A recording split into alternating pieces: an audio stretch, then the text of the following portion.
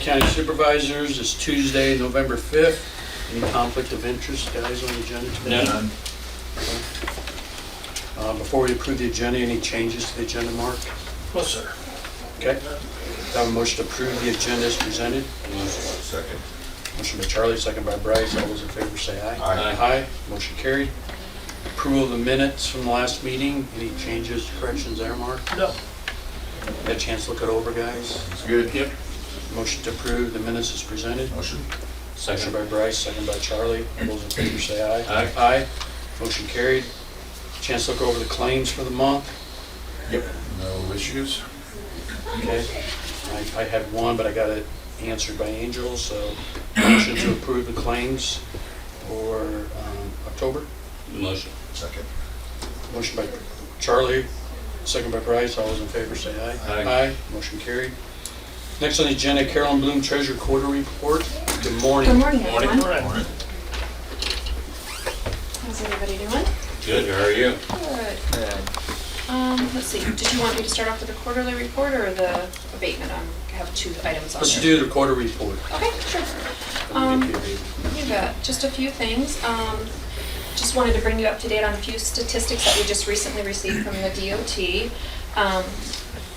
They're kind of just things for generalities for the state of Iowa, but Iowa has now issued more than 750,000 of those blackout plates. You see those, a lot of people think that those are our county issued plates, but they're not. They're called a specialty plate. We have them in stock unless you want to order them personalized. But 750,000 of those have been issued out, and because they do cost extra, that has earned the state $47.4 million since they were launched in 2019. And in the past 6 months alone, the plates earned about $5.9 million in revenue. And this represents about 12% of all the registered vehicles in Iowa. So they are very popular and been a good moneymaker for the state, which goes towards our roads and such. So however the state may spend that, but yeah, they are very popular. I've mentioned this before in the past, but just like I said, the DOT just released some of these statistics ending July 31st, so this is not necessarily end of fiscal year, but the dealers in Iowa have submitted about 87,000 transactions through the electronic title and registration system for the first half of 2024, which this then represents about 19% of all the titles issued in Iowa during that time came from these ERT transactions. That means that car dealers submit it electronically to us and we process them that way rather than the customer or the dealerships coming to the county treasurer's offices. So that is taking off. Eventually they will be doing that for used car dealerships too, but right now it's just for new cars. So just a little fun fact there with that, because it is interesting and it somehow always affects us down here in Shelby County. Recently, I sent one of my office staff, Miranda, to a district meeting down in Red Oak here last month. The DOT puts on these trainings. They try to travel throughout the state, so they come to the districts instead of us going to them for this day-long training. And I think they really get exceptional training when they do this in the small groups. So she came back with a lot of good information for some new things and improvements and such that we are always learning. Kelsey, my latest new employee, my part-time person, she's been here for 6 months now. We just recently, in the last few weeks, have started training her in the driver's license issuance area, so she's getting her hands in that, so she'll be great in that as well. As everyone knows, this is a little bit late, but I just kind of wanted to do an after review. Property tax statements were mailed out in August. I went with a new vendor this year to mail out property tax statements. I'm on that property tax statement committee for the Treasurers Association, and we did a request for proposal here earlier in the year, and it was awarded to Professional Office Services in Waterloo, Iowa. They got the bid for us, the preferred vendor for us, and they were really good to work with. I added some personalization, which they offered to our tax statements. Some people may have noticed that on their tax payment stubs. When you return your tax payments with those payment stubs, there's a place to put your phone number on there. Just one little thing that we always have issues with is somebody's tax payment is incorrect, then we can make contact with them that way. with so many people not having landlines and hard to find addresses, that they come back, at least maybe we will eventually have some phone numbers in the system to be able to contact people. So that was great that we could do that and do that extra little personalization on there. Speaking of tax statements, November 1st, we sent out the delinquent property tax notices last Friday as required by Iowa law. This year we sent out 322 pages of delinquent notices. Last year in November it was 385, so about 60 less this time around. And on the investment side of our office, now that we've taken in tax collections, I've been aggressively working on sending out bid requests for CDs and reviewing our accounts to invest the best that we can with the money that we have on hand. So, and I do send those out to all the banks in Shelby County, those bid requests. So, just did some, like I said, this last month, doing some opening of some CDs, some short-term, long-term, kind of having them staggered and such. Good. That's all I have on that. Do you have any questions on anything? Otherwise, we'll move on to the abatement. I know Mark wants to get moving out of here with the elections going on today, so this should be pretty short and sweet as well. I'll just take one and pass one around. My first one for you. And it's front and back. The tax statement itself is on the one side, and the junking certificate is on the other side. So what this is a mobile home down in Westridge Acres. They came up, the manager came up and applied for the junking certificate here back in October 9th. We issued that junking certificate so that they are stating that that mobile home will be removed from the mobile home park. I know it's But their like who intentions. removes it? They hire somebody to do that, or sometimes they even hire somebody just to dismantle it. Okay. Maybe use some parts off So of it goes to there. salvage. Yes. Okay. Yep. If it's movable, they move it out of Yeah. there. Get But it if cleaned it's out. not, yes, they just take it apart piece Yeah. by piece. That's what they've done in the past for the most part. And this is a 1974 mobile home, so they will be replacing it with something a little bit newer.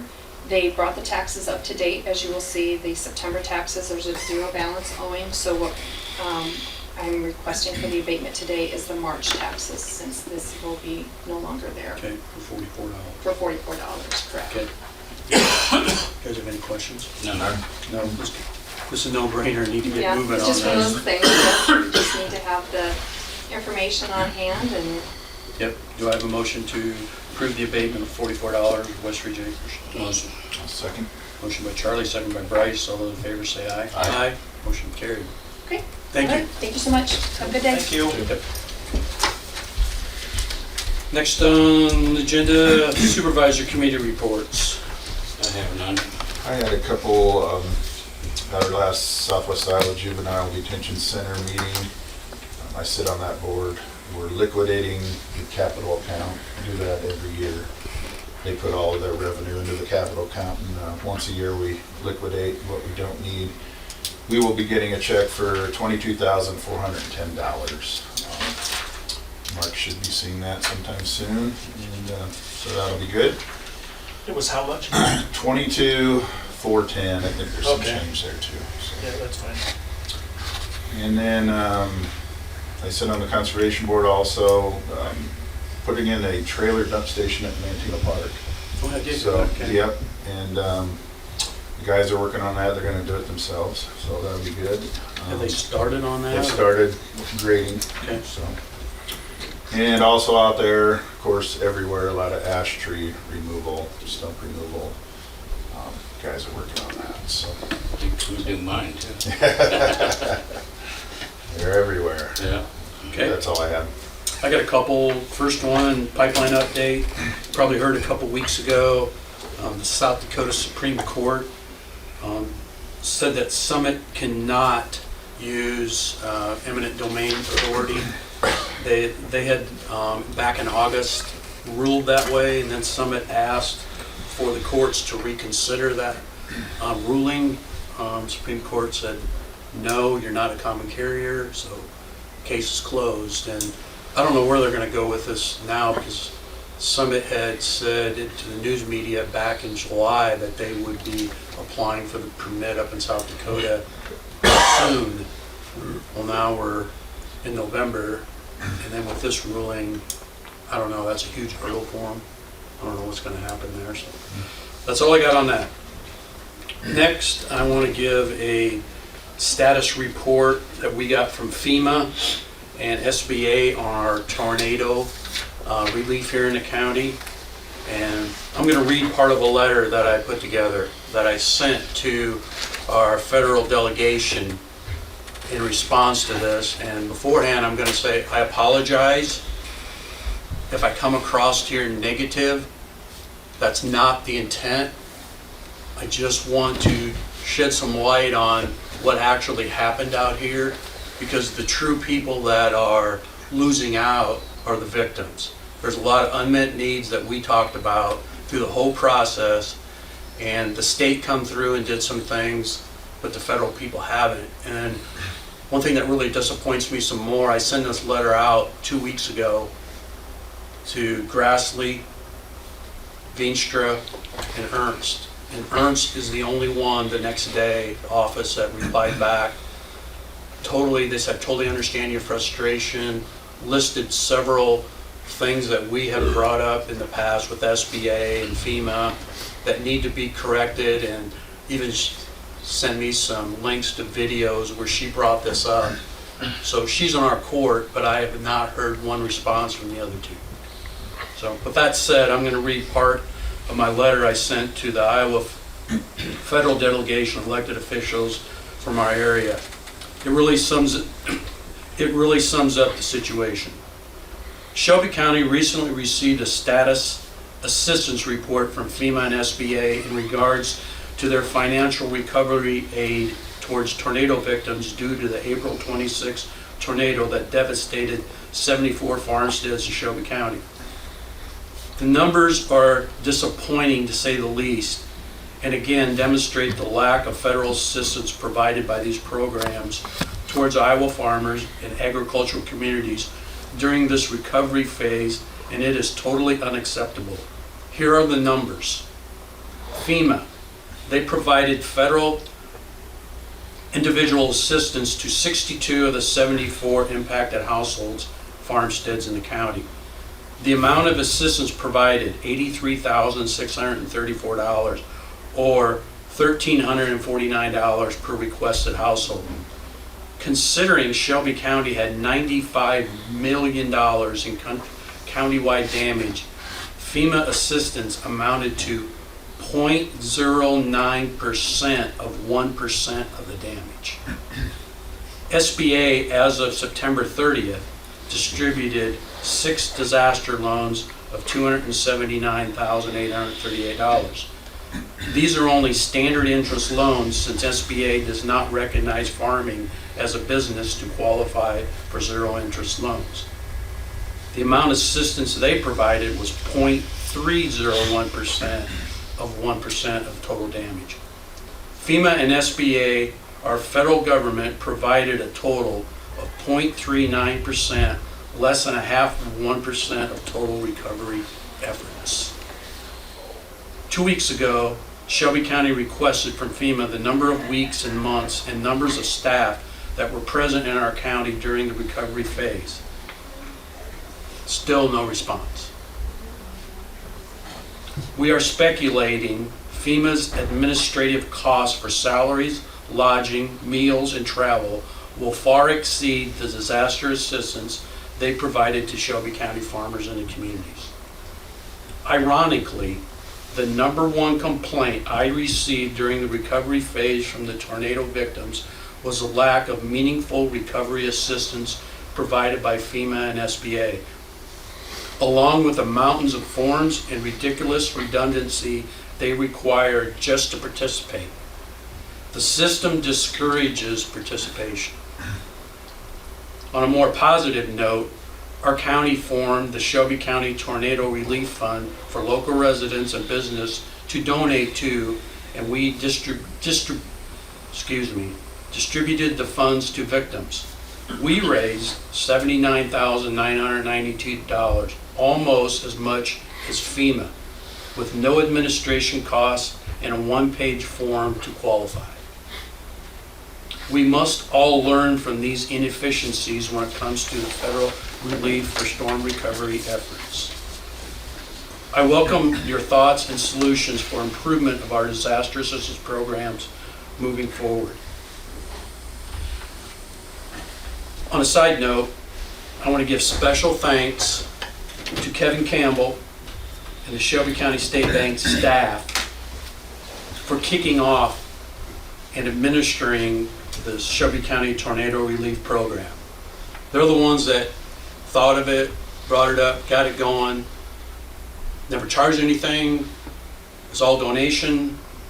And the committee members were Ann Sweezo and Paige Carney from Shelby County State Bank, Brock Darling from Shelby County Farmers Mutual Insurance Association, Marion Brady, Shelby County Community Outreach, Terry Tornaton, ISU Extension, Sarah Beth Ray and Sunny Camp from Southwest Iowa Foundation, and Alex Londo and myself from Shelby County. Appreciate all of your donated time and expenses in helping administer this program. It was greatly appreciated, and I feel we could do more of that if FEMA would allow us to at the local level with none of the administration costs. Also, a big thank you to the generous donors from around Shelby County and beyond. Your donations were greatly appreciated by the tornado victims and their families. Again, it's about drawing attention on how we can do better with these programs, because the people that are really suffering out there, again, are the victims, and I felt like many of them said to me, where is my relief? So,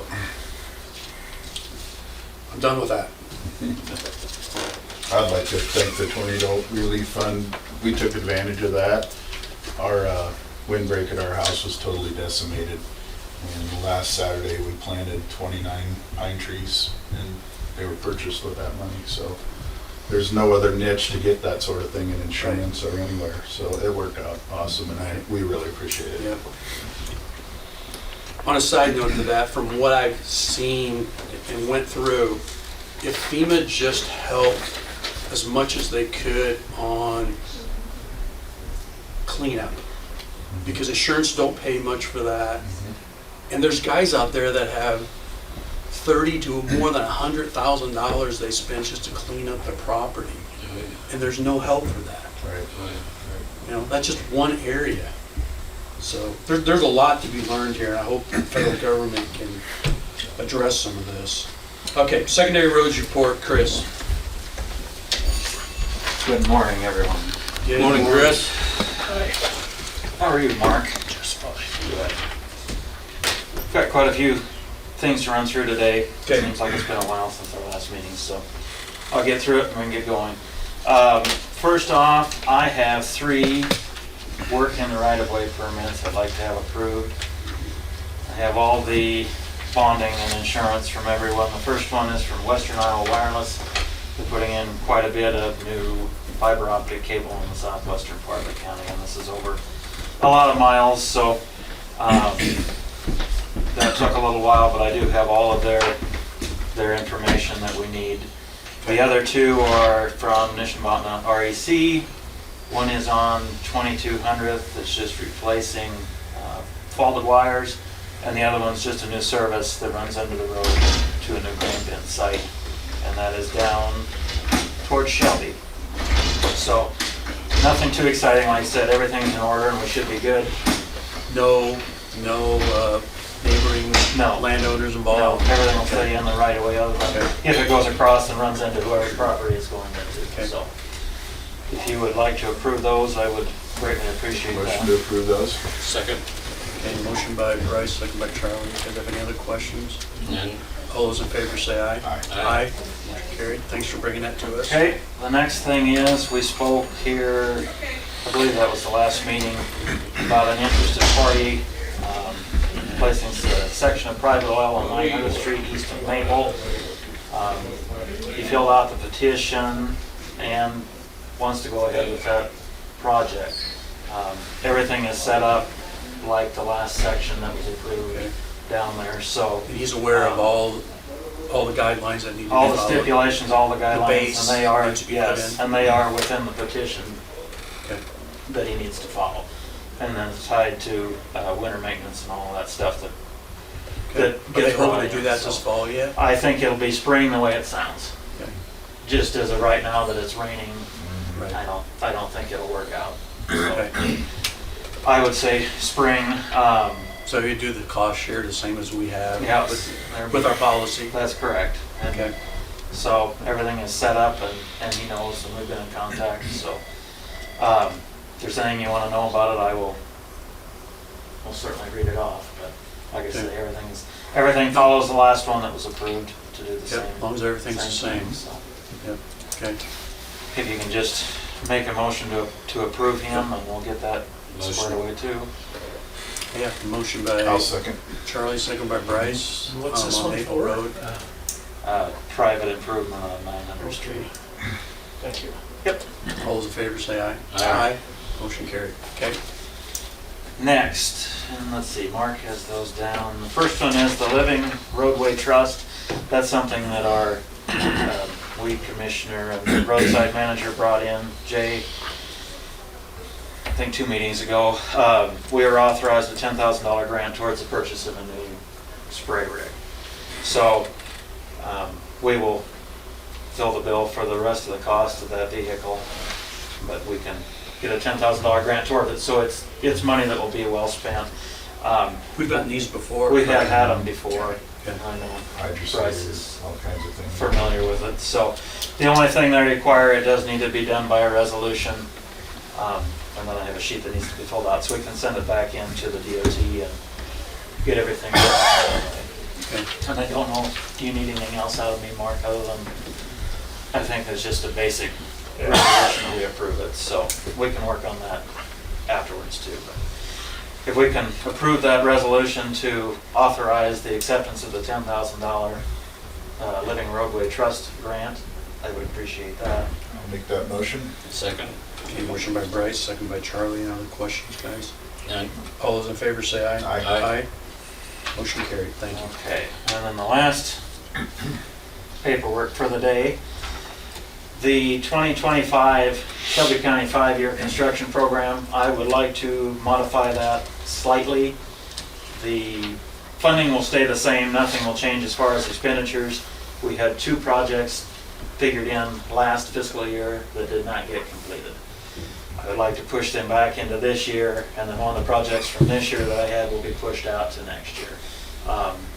And the 2 that are coming back in, there's 2 bridges on dirt roads that are going to be torn out and replaced with large tank shell culverts. So, like I say, they were figured in, the money was figured in, nothing will change that way. It's just the order in which we'll get things accomplished. So I need a resolution to place those back into this current year.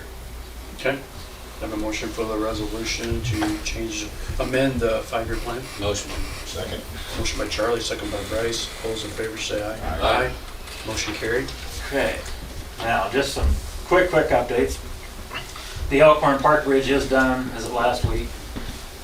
We're still doing some ditch work and trying to remove the snow trap down there and do some road work, so, excuse me, the roadway is still not open. We're going to reverse the direction of flow to here eventually, but everyone in the neighborhood's aware of it, so trying to get that finished up before winter. Last time we talked, I know we had an excavator on Oak Road south of 58 trying to rebuild curves and the 58 intersection. The 58 intersection is done. We've moved north. We tried to do some ditching along the way. We're still going to raise up and reshape the curves. Try and get all that done before winter.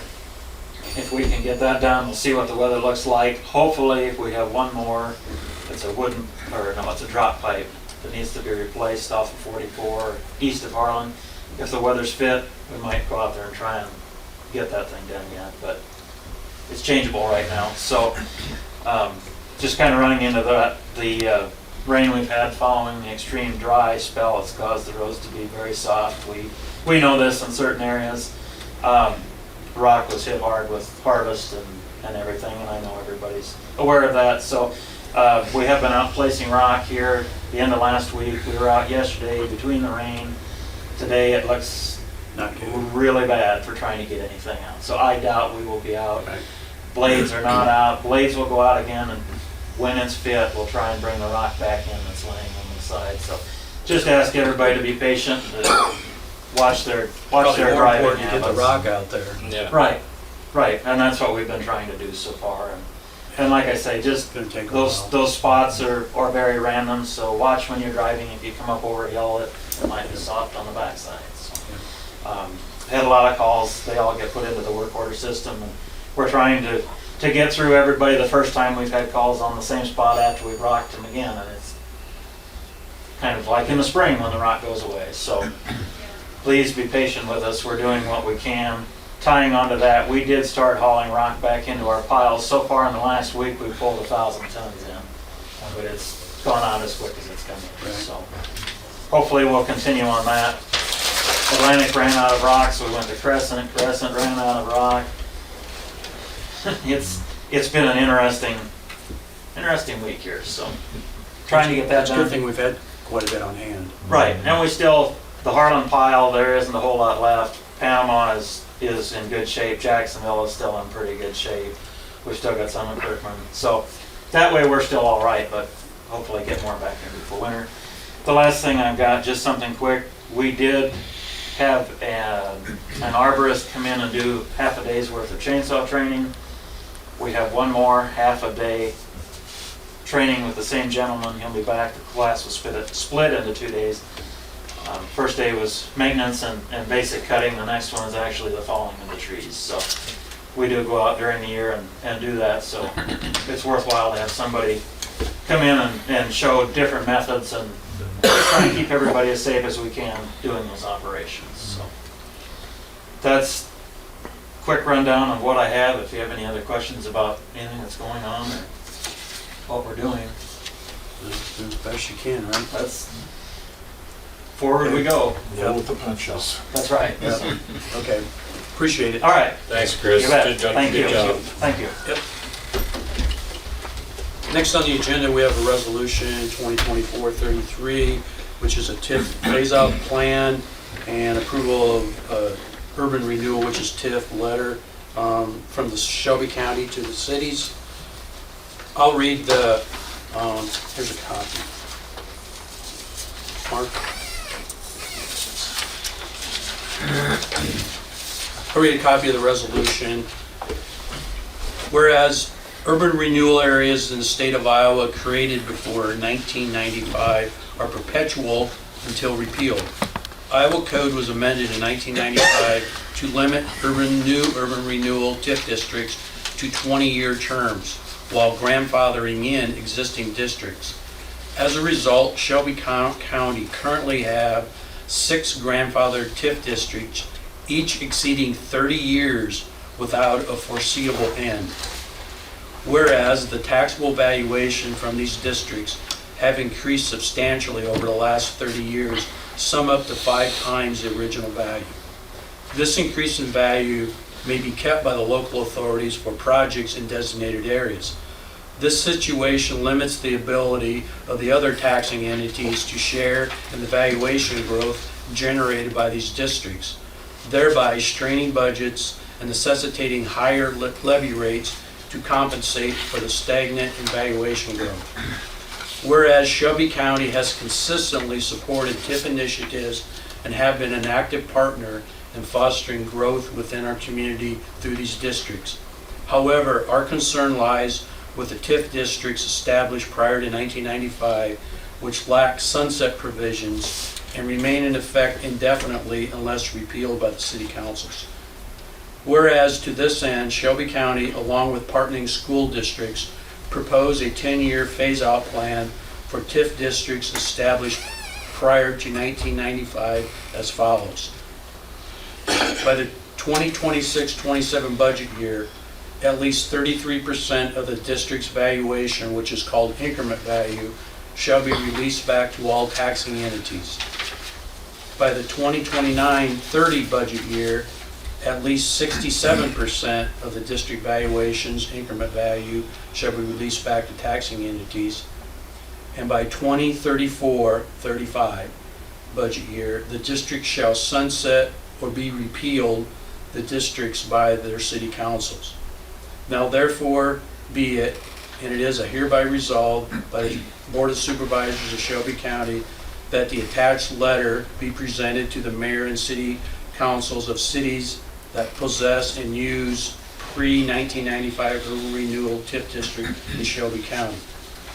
This was brought about in the last 6 months. We've had 2 of these 6 districts that have went and wanted to amend their existing district instead of starting a new one. If they start a new one, then it's got a 20-year sunset. But they got 30-some, 35-year-old districts, and now they're starting new debt and stuff instead of starting new ones. And we just want to draw their attention to that, continue to be good partners, continue to educate on what is the intent of TIF.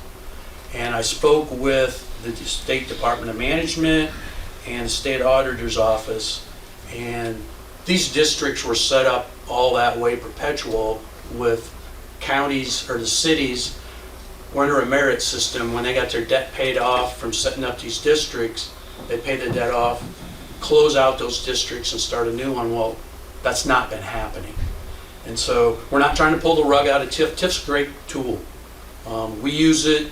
It's a great tool. We're just saying, hey, let's get back to using it what it's supposed to be used for, sharing with the partners, because a lot of the growth in all these towns of the last 30 years is tied up there. And now with House File 718, and they're limiting the growth of counties and cities, this really is becoming a big factor. So we'd like to sit down with the cities and say, how can we work through this? Now, I will say, cities like Harlan and Panama, they've released about 87% already. So they don't have far to go, get their debt paid off and move on. Some of the other ones are not so much. So, we're here to work on that, to communicate that. So you say there's no policing of this? This is on your honor?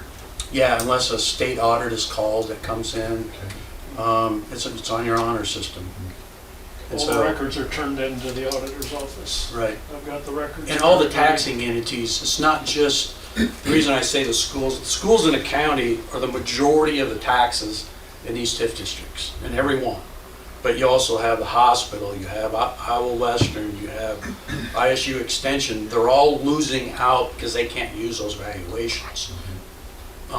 Right now, you can't go beyond 20 years because of what was been going on in the past. But we're willing to work with them.